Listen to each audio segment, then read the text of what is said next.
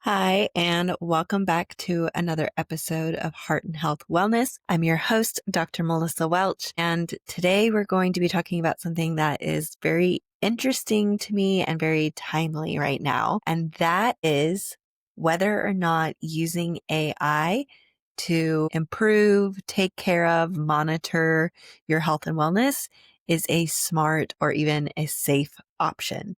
So if you are someone who doesn't know anything about AI and doesn't use it at all, you're definitely going to find this interesting. If you are someone like me who does use AI on a pretty regular basis, I think this is a really good way to review maybe some of those ethical dilemmas, to really think through and ask yourself how you are using it, and if you're using it to the best of your ability, or if you're using it in a way that's really complementing your health, or if it's hindering it in some ways. Anyways, I think regardless of where you're at with using AI, it's going to be helpful to you. And whether we like it or not, AI is going to be around for a long time. I don't think it's going anywhere anytime soon. And if anything, it's just going to become more intertwined with our daily lives. So I think it's useful to understand it and find ways to use it that are smart and healthy with good boundaries.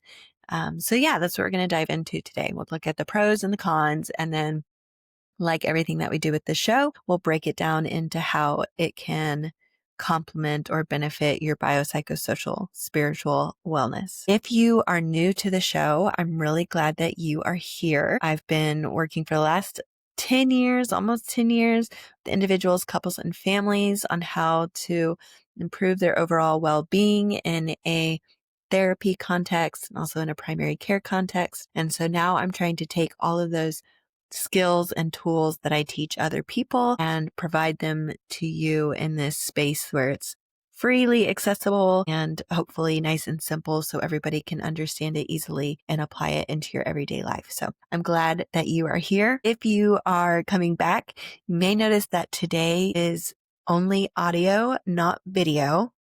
And the reason for that is that sometimes I get a little too perfectionist-y, which we have talked about in other episodes. And I feel like the lighting has to be just right. My makeup and my hair have to be just right. And I know logically that that's not true, but my insides really struggle with that. And sometimes that makes it hard to get an episode out to you on time.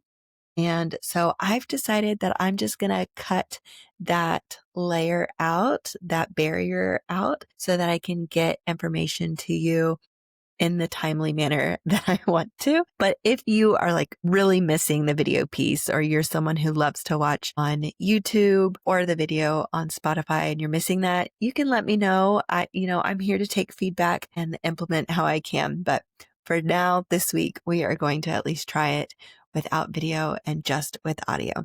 So a quick fun fact, more than 1 in 3 Americans are already using AI for health support, and they're using it in lots of different ways. So a lot of people are using it for things like meal planning or planning out their workout schedule or something like that. On the more extreme end, people are using it for even like emotional check-ins, almost like a personal therapist. But the real question is, just because that many people are using it, does that mean it's helpful?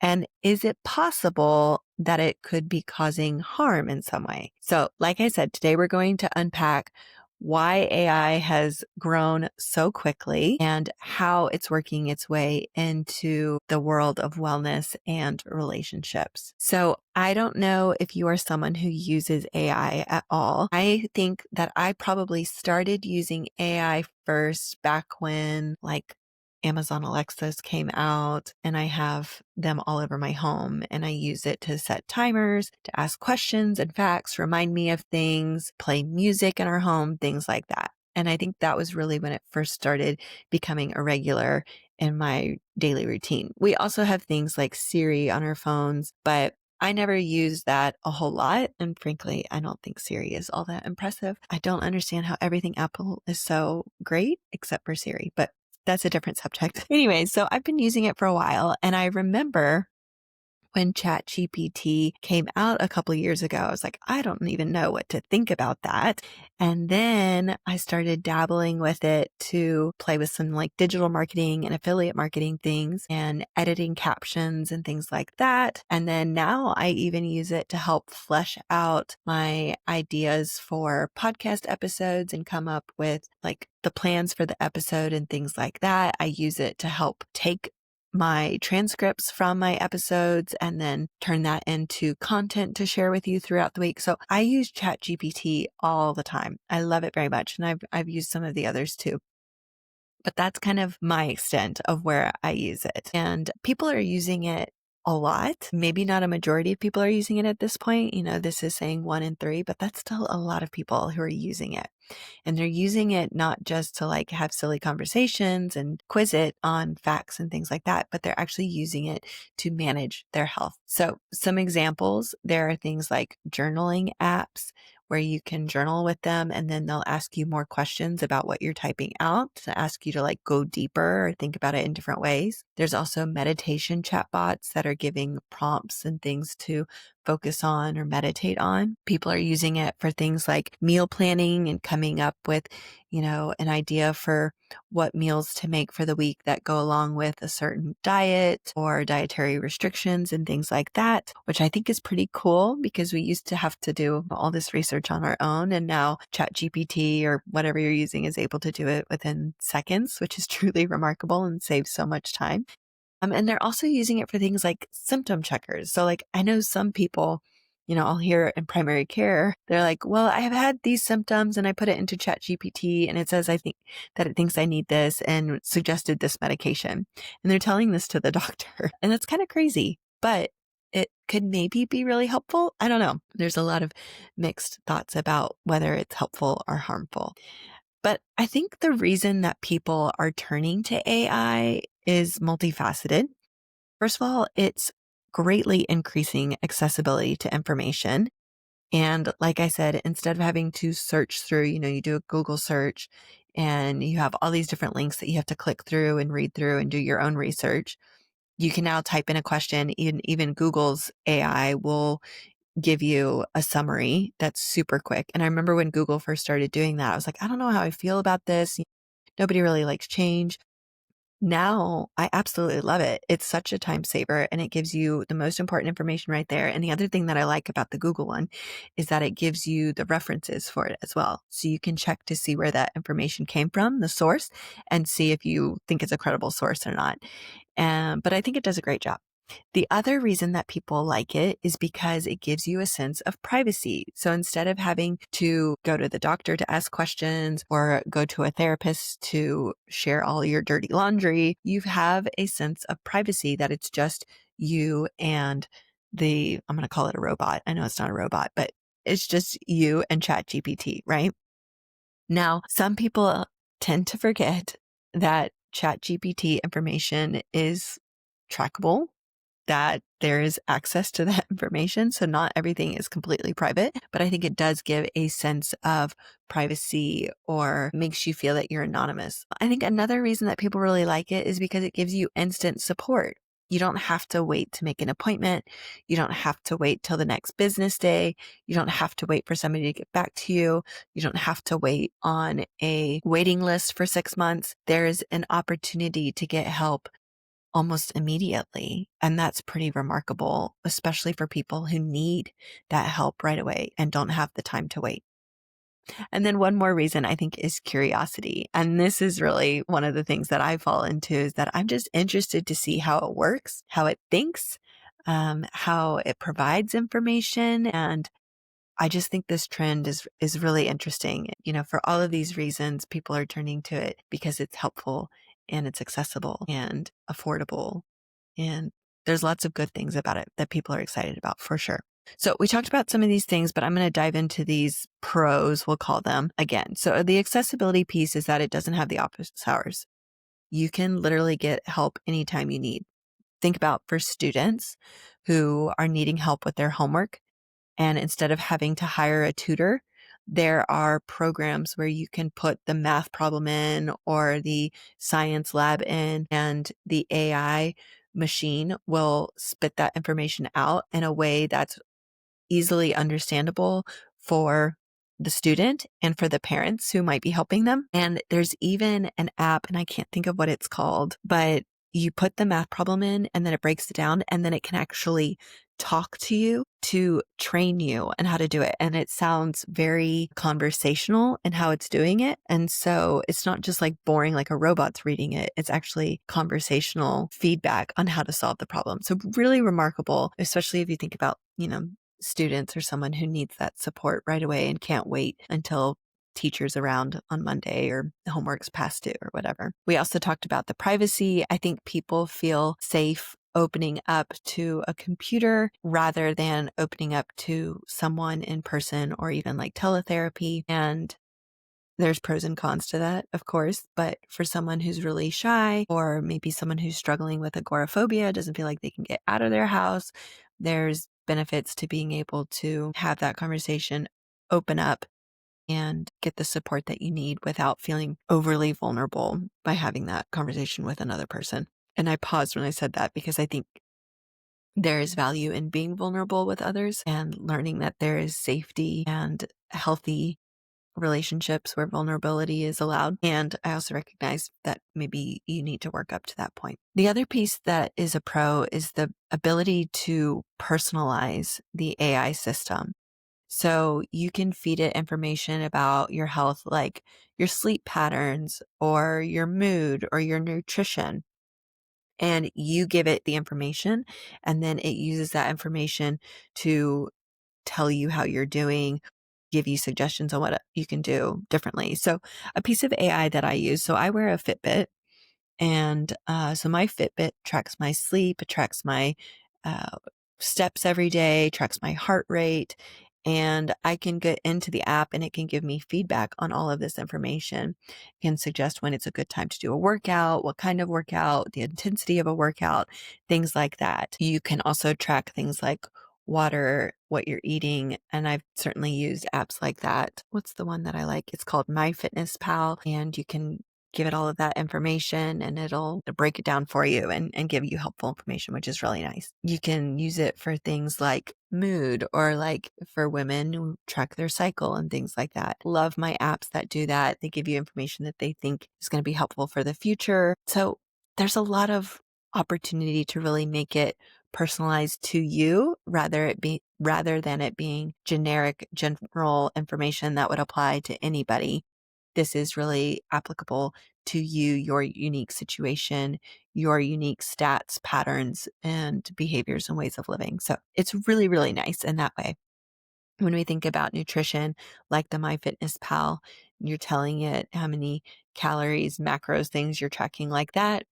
I also use a smart scale. I'm now listing off these things that I'm using with AI, but I love it. I really do. But I use like a smart scale that measures not just the weight, but also these other stats about, water composition, muscle versus fat and things like that. And gives feedback on what I can focus on or what I can do differently to get in the best shape possible. So many cool ways to use it. That's very personalized to me. And I really enjoy that. Another opportunity to use this for good is for motivation, asking it to give you gentle reminders and nudges to stay on track. So we've talked in the past about how important it is to have accountability when you're setting goals for yourself or working towards something, to have somebody who's keeping you on track. And sometimes we have someone who's really wonderful in our life or multiple people who are going to help us make that happen. And sometimes people don't have someone in their life who they feel can help them stay on track or get on board with them. And that can feel very isolating and very difficult. And so being able to have something, even if it's AI, give you reminders of why you're doing this, what's going well for you, what you can focus on, mindset pieces to use as mantras or things like that can be really, really helpful or give you reminders. Um, so I enjoy that piece as well, even personally. And I'm sure for people who don't have others in their life that are super supportive, that having an opportunity for that kind of support, even if it comes from AI, is really nice. So There's lots of aspects of AI that can be helpful tools. And I think it's important to remember that even though these are helpful tools, they're still not a replacement for medical care. They're not a replacement for therapy. And AI doesn't have a human brain. So it can't think through ethics, and it can't, at least at this point so far, it's not able to give that critical thinking aspect that people can. And it's probably better than some people in some ways, but it's not a human. And so it's just important to consider that, as good as it can be as a tool to, what's the word I'm looking for? To support, encourage, better your routines and the things that you're practicing. It can be helpful there. I still can't think of the word. I don't know. It'll come to me later when I'm in the shower, I'm sure. It can be helpful, but it's not a replacement. And I think it's really important to remember that. Before we continue, I want to take a moment to tell you about a wonderful business that I like to support and talk about on here, and that is We Are Ama. It's one of my favorite women-owned small businesses that's based in the United States, and they create these really beautiful intentional gifts for moms. And the one that I love the most is the Cocoon, which is a nursing cover that's super breathable and stylish. And I absolutely loved it when we were in that season of life. But even now that we are past that, we still use it as a blanket. I can use it as a scarf or a shawl. It's very cute. So I don't feel like I'm wearing a nursing cover when I wear it even now. And we use it as a cover over the strollers sometimes. It's just absolutely wonderful. I love my Cocoon so much. And it comes in multiple sizes too, which is really nice. So it comes in like a regular size and then a larger plus size. So you can either get lots of coverage or average coverage. And anyways, I could talk all day about the Cocoon. But they also have things like the New Mama bundle that has other goodies in that new moms would enjoy. And then they make the halo necklace, which I wear all the time. I love mine. And it says Mama on the outside of it and looks like a sunshine. It's beautiful. And just a really nice classic piece that's going to last for years, decades to come. So those are some of my personal favorites, but they have lots of wonderful things, including clothing for breastfeeding moms and stuff like that. So if you are a new mom, you definitely need to check it out, or give the hint to somebody else to check it out as a gift for you.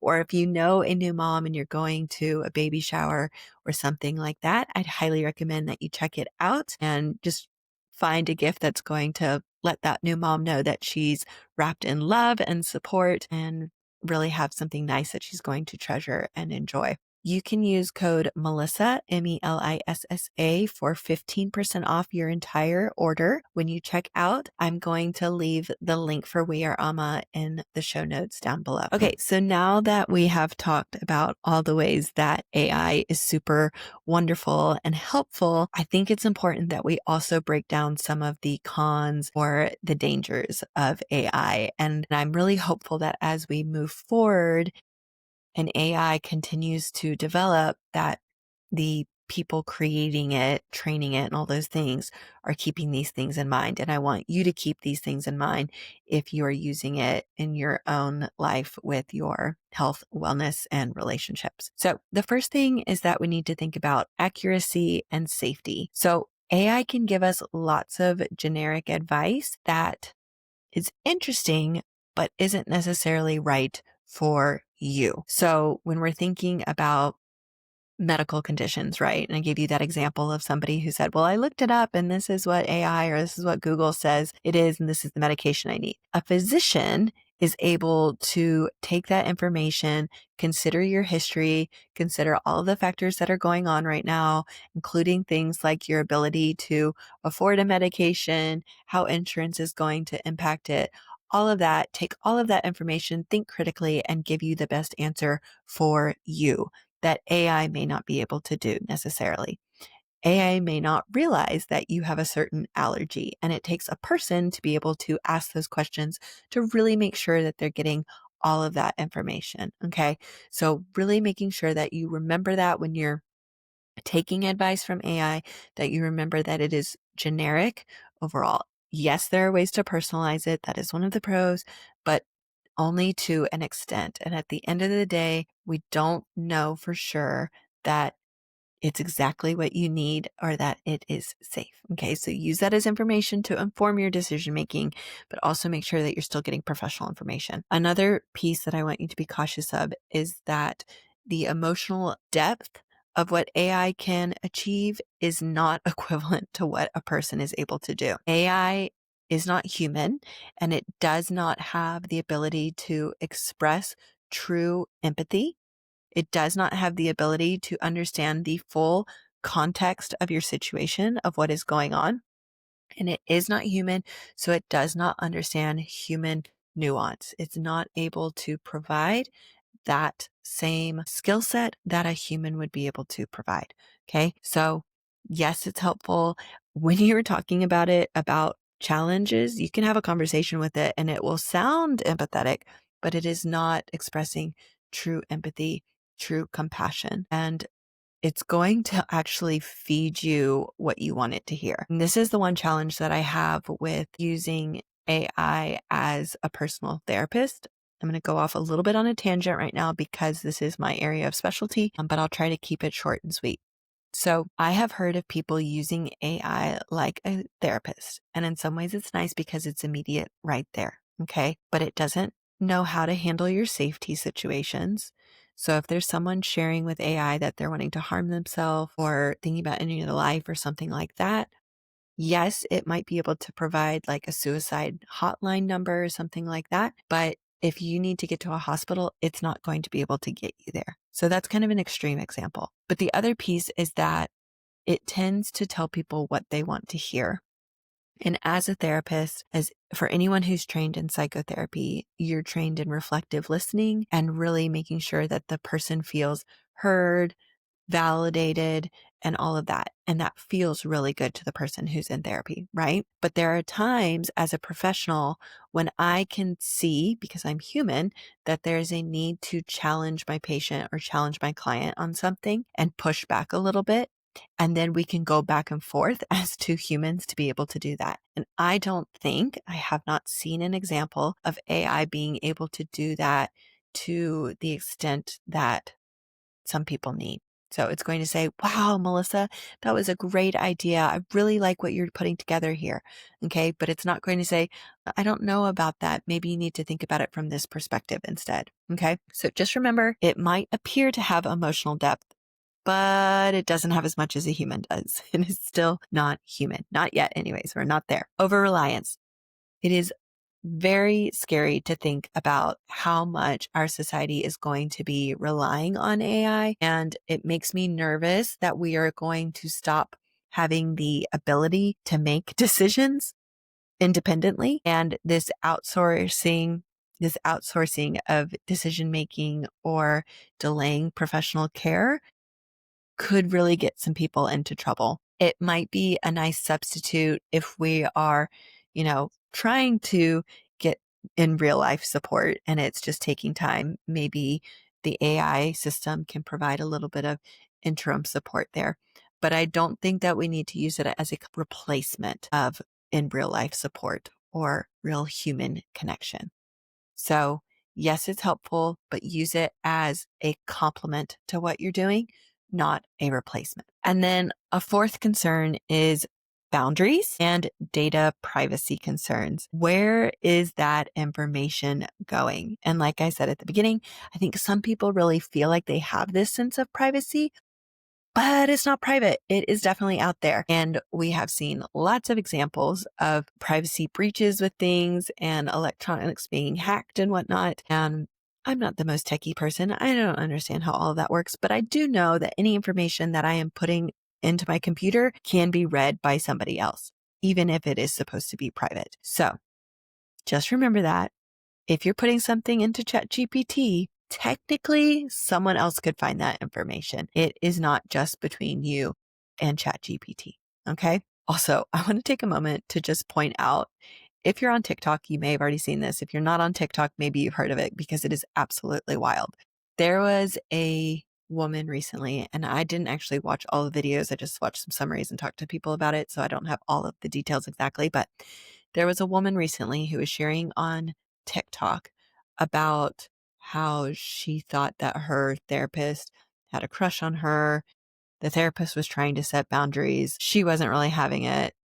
It was not a good situation. The therapist fired her, I think, and she was all upset. So she was sharing all this information on TikTok. Also, she had named ChatGPT like Henry or something like that. That could be totally wrong, but she gave it a name and she was having all these conversations with ChatGPT about what was going on and it was feeding her delusion.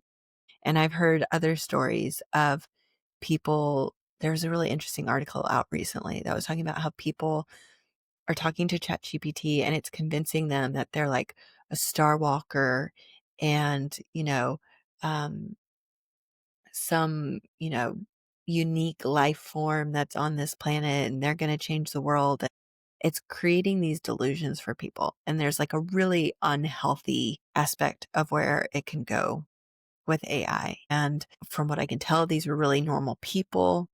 Their spouses are very concerned about what's going on. And it's unhealthy. So there are cases where if someone already has some mental health challenges, interacting with AI can make it even worse. So I think that's just one of the many challenges that we might face with AI. And so for the people who are building and developing AI, I don't know how they figure this out, but there's got to be some things in place to try and protect people to some extent. But when used appropriately, it's a really amazing tool. Anyways, that was a little bit of going down a rabbit hole there, but some good things about it and some not good things about it. Anyways, let's talk about how AI can help you with your whole person wellness. Okay. What ways can it be used as a tool to support you on your wellness journey and improve your well-being and complement what you are doing, complement what you're working on with a therapist or with a doctor, not a replacement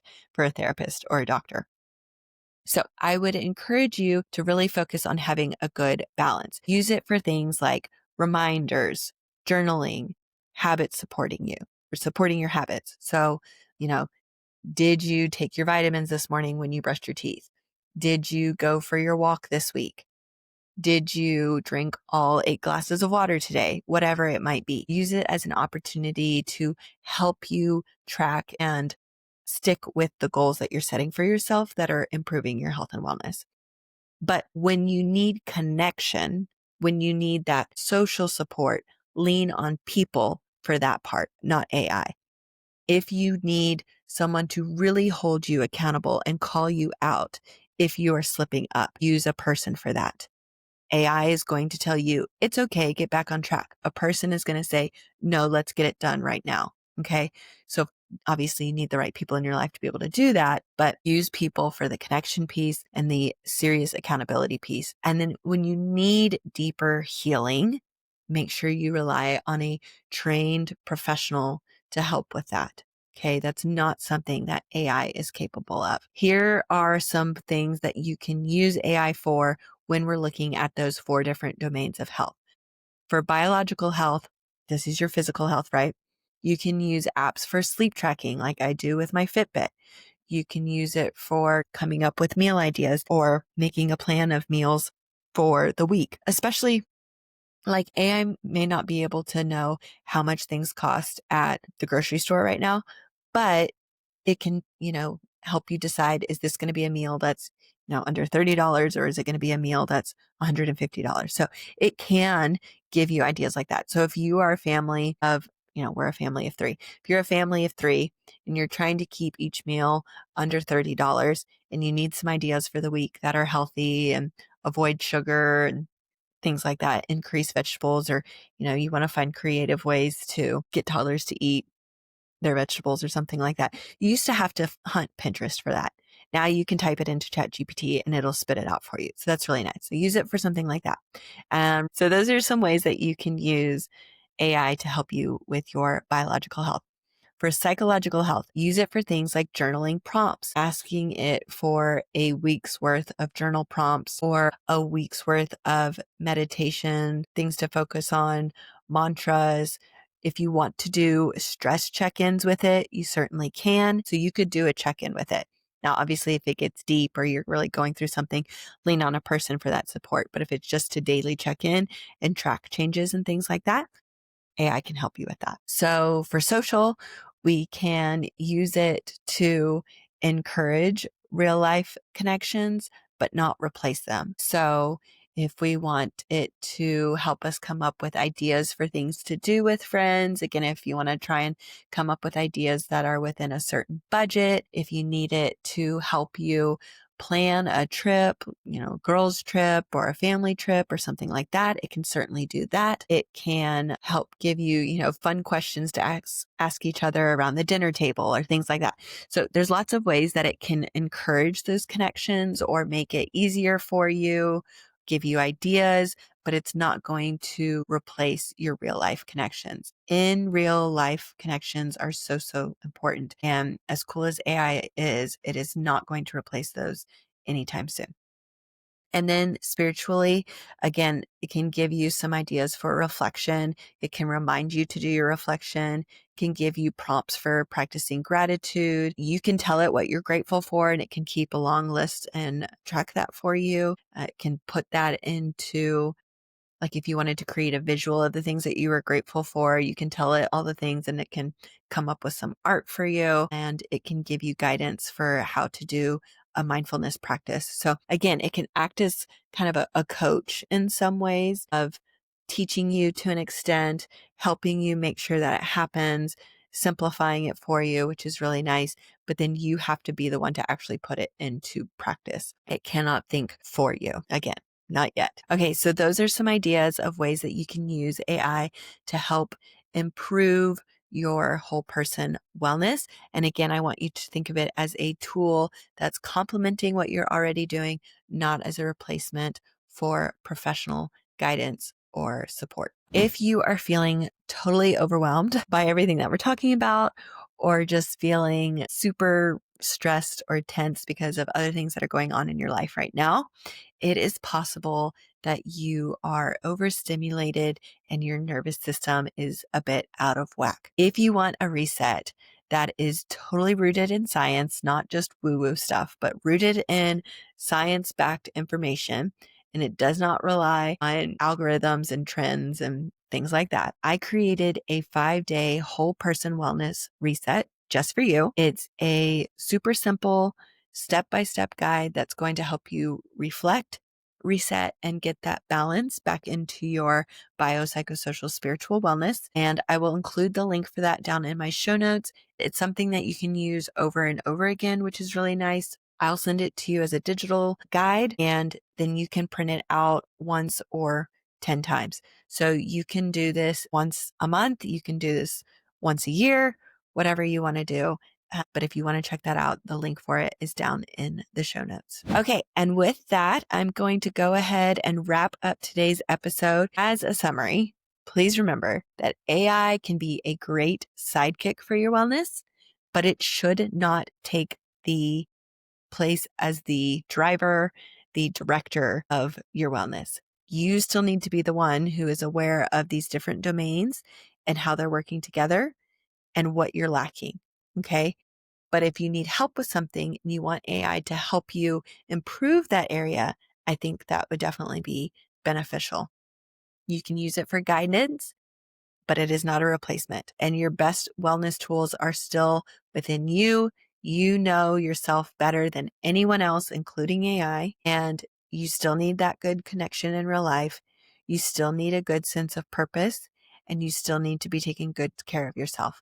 And those are things that AI cannot do. So use it as a helpful tool, but not as a replacement. All right, I'm going to invite you to do a couple of things. One, if you have used AI at all for your health or your relationships, let me know. Send me a DM, leave a comment, but reach out to me and let me know if you've used it at all for your health or relationships and what has been your experience, because I'm genuinely curious. Okay. If you have not yet already left a review for the podcast, please do so on whatever platform you are listening or watching on. It really helps me grow the show. Also, if you want to leave me a review, that is an excellent way to help me promote the show, and I really appreciate it. And if you thought that this was helpful or interesting, intriguing in some way, please feel free to share it with someone who would enjoy listening as well. And also, I'm going to put this out there. If you've ever listened to my show and you thought, I really wish she would talk about this topic, or maybe you deal with some kind of unique challenge in your life and you would love to hear me talk about that, please feel free to send me that topic request as a message, because I want to make sure that I'm providing something that's helpful to you and interesting to you. So feel free to send that to me. Also, if you're brave enough or interested in being a guest on the podcast, let me know that as well. And I would love to start doing some interviews. So it's not just me talking all the time, but we can actually get some other people in to hear their perspective on some of these topics and issues. So let me know. That's just an invitation. All that to be said, thank you so much for being here. I hope that you can take away some of this as helpful, maybe spark some ideas of how you can use AI in new ways. And yeah, I thought it was fun. So I will talk to y'all next week. Until next time, take care of yourself and be well.